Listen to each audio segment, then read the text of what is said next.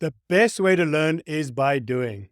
Welcome to the video series that unlocks and reveals the hidden value in your SAP system.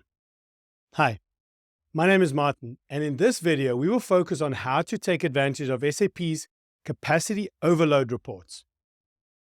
When used correctly, capacity overloads can help organizations better utilize their resources, such as machine and labor, and detect when the capacity requirement exceeds the available capacity.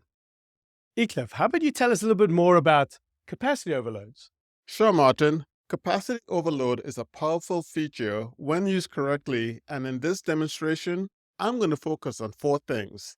Distinguish capacity overload from capacity backlog, how to perform capacity evaluation using capacity load and capacity load transaction, distinguish the difference between capacity load and capacity overload, and why you may not want to just use capacity overload transaction. The intent here is to discuss working with capacity planning to identify where capacity overload is taking place within your manufacturing plant.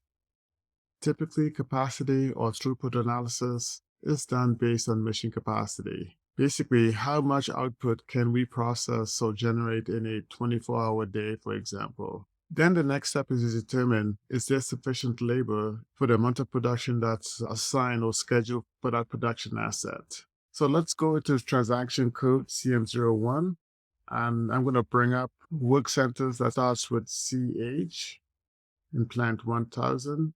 So let's go into the standard overview and in the weekly bucket. Before we get into the details here, let's first take a look at things in the monthly bucket.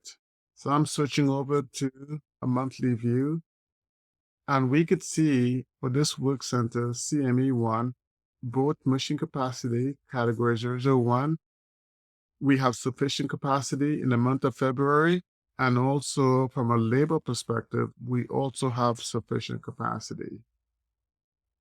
So let's go back into the weekly view because we did see some red.